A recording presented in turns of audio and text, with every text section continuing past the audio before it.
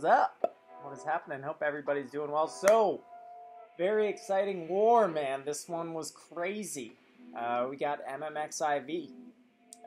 We went in with Gwenpool, Starkey, and Star-Lord, actually. He'll be making an appearance later on. This war was super fun. Obviously, they're going to have one of the better defenses in the game. Definitely the most expensive. So yeah, take that with what you will. We got a first node here on path 3. We got King Groot. I actually went in with Gwenpool. The reason why I did that is because not going to lie to you, I had some jitters. I feel the most comfortable with Gwenpool, just playing with her. Maybe it's because I've just played with her so much, but I just feel like the most comfortable with her. So I took her into this fight knowing that it could be King Groot. If it, I was like, well, if it is King Groot, like, no worries, it'll just be a little bit longer of a fight. But I don't know, I just, like, I feel more comfortable with it. Anyway, so, going into this war, we knew we had to play really well. Of course, had to keep the death super low. I had a Sabertooth on my counter tactics node, which I'm not gonna lie to you was a bit scary. I had a sentry on my second mini boss, which honestly not that stressed about, but still had to be careful. So we're coming down towards the end of the fight here. When it came to that Sabertooth, which will be coming up shortly, man, I just dueled a Sabertooth over and over and over again. He's got such an aggressive AI that fighting him on stun immune, it's easy to get tucked back in that corner. So I was just like, during those duels, I was just like practicing getting stuck in the corner, dexing the different specials in the corner. Yeah, so that's, dude, it's honestly the most exciting, it's like my most exciting fight all season, definitely. Maybe ever. So, yeah. Anyways, we got a 6-star science here. Turns out to be a little Rolk, which is a nice outcome here. That's going to be mincemeat for Gwenpool. I only took about 8% from the last fight, so I didn't really need to use a potion for this. I mean, I'm a huge proponent of potting up, but situation like this, come on. We're gonna go in here. We're gonna try to bait out this L1, which he should throw in the next couple hits. Probably this next one. Yep, right here. We're gonna probably toss this L2 and end the fight. Okay, cool. So that fight is down. So we've got the Sabertooth. All right. Well, let's go check that fight out. Okay, guys. So, yeah, pretty nervous about this fight. So I'm gonna pop some boosts here. We're gonna put on a 20%er, 20% champion boost. We're gonna purchase a 10%er. And I'm going to throw on a power boost because if you do get stuck in the corner with this guy and you have nowhere else to go, you've got an L3. That's what I was going to basically build. Like my backup plan of backup plans was to have an L3 in case everything went to hell, and I could pop an L3 and gain some ground. So my main focus into this fight is to intercept heavies so he doesn't push me back too far, hit into his block as much as possible, and yeah, man, just hope for the best here. So first heavy, I was so nervous that I didn't intercept, and I was like, come on, stick to your game plan here. Like, come on, don't do this to yourself. The key with baiting his L1 is not doing a preventative evade, do a reactive evade, like wait for the L1's animation to actually start evading because he can catch you. Okay, so I'm gotten up to my L3, which is great. Now I'm gonna save this. We're just hitting into his block. We're gonna try to bait out this L1. He's being super friendly, and I'm like, wow, all right, things are going decently okay. He's really throwing those L1s, which is great. I'm gonna really try to. Oh, but he catches me, and I was like, what?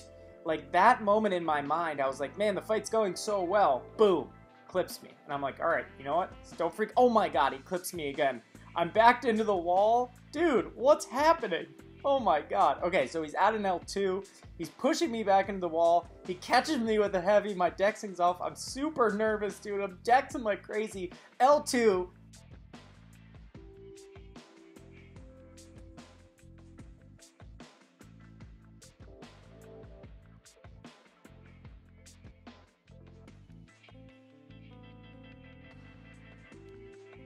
Oh my god. Alright, so we have the L3.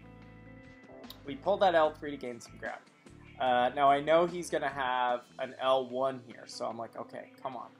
Get it together, man. You can still do this. You can still freaking do this. L1, bait. Okay, here we go. Here we go. Let's get another L1. Bang. Here, man, can we cycle this? Can we cycle this? Come on. Intercepts the heavy. L1. Oh my god. I was freaking out that I pulled that fight out of my butt, dude. Oh my god. Just watching that in playback is like it's so crazy, dude. Oh my god. At this moment I put the phone down and I'm like freaking out. I'm like basically yelling in my apartment, just like so pumped. Like just to get backed up against the wall with him to have you know, almost an L3, and then he didn't even throw that L2 right away. He's just like dexing into me, or like hitting into me, and I'm dexing. Then he goes for the L2, and oh my god, dude, it's so crazy. I'm just like pressing buttons. I'm like so pumped, dude. Anyways, guys, let's check out the next fight.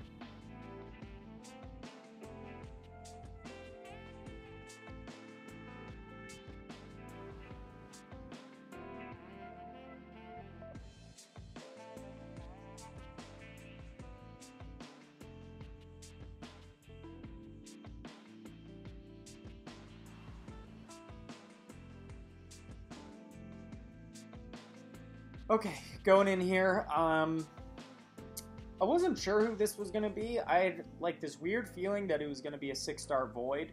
But, I mean, I was like, man, that's always possible, so why don't we just pot up a little bit, and we'll get in here.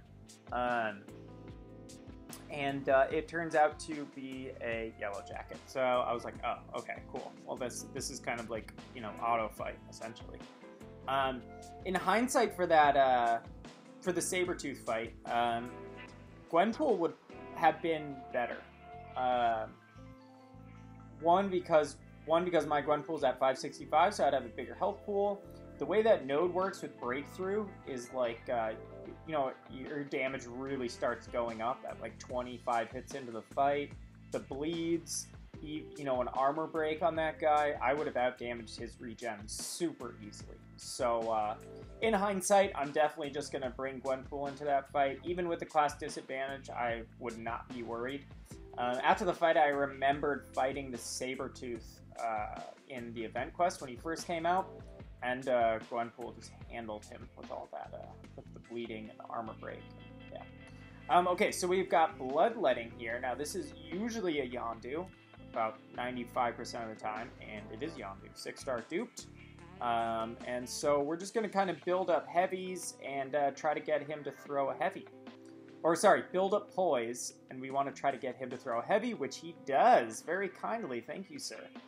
We're going to kind of go back and do it, see if he'll be generous. We might try to parry a medium, which you can do if you're not in close proximity to him.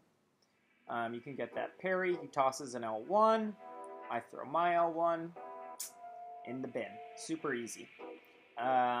Okay, so let's check out these other fights. Last couple. Okay, going on in here, we've got a 5-star mutant. Now, if there's a 5-star mutant on the next node, then you know it's going to be Iceman. It's always Iceman on the next node. But this is the node before it, which is just like a crit node, basically. And we've got a Archangel. So with Archangel, you don't want to, obviously you don't want to fight like lazy. If you make a mistake against Archangel, you're pretty much dead. So you really want to make sure, you play intelligently. Don't do anything brash. Stick to your game plan. My game plan is always building poise. While you're building poise, if you can get them to throw a heavy, then you're good to go. We're going to try to bait out this L2, and he was nice enough to do that. We're going to toss an L2 at him, and that's going to put the fight away real quick. So yeah, Archangel goes down. This 565 Sparky rank up is sure eliminating any of those fights that may have taken longer, or may have had some more mistakes. Yeah, okay, so this is a 5-star skill with Very Goot. And I honestly wasn't sure who this was gonna be, and it turns out to be a Punisher. It looks like it's just an R4 Punisher, so not a huge deal.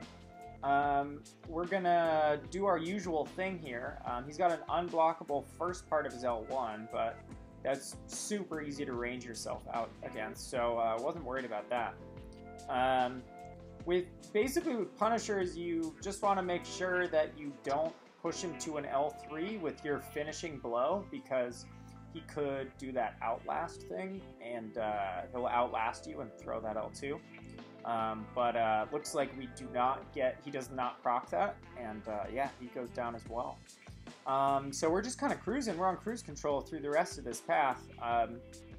We've got our final mini, which appears to be a 565 Sentry, which I'm not worried about at all. I was kind of perplexed about this this placement. Maybe they were just trying to be sneaky with their other placements, you know what I mean? Not to put their trump card on this mini, but I don't know. Maybe they have some logic behind it. So we're just going to go in here with Gwenpool. We're just going to bait out heavies, which shouldn't be too difficult. Get those parries in just to reduce the incoming damage. He's got a 2-part heavy, so just got to be careful of that. We're going to bang out some intercepts here. Evading his L1 is super fun. I really enjoy it. I don't know why. It's just really satisfying. Oh, I got lucky there. I thought I had I don't know what I was thinking there. And I actually ended up getting clipped by an L1. I think because I was like, whoa, what's happening? I was like, all right, come on. Gain your composure.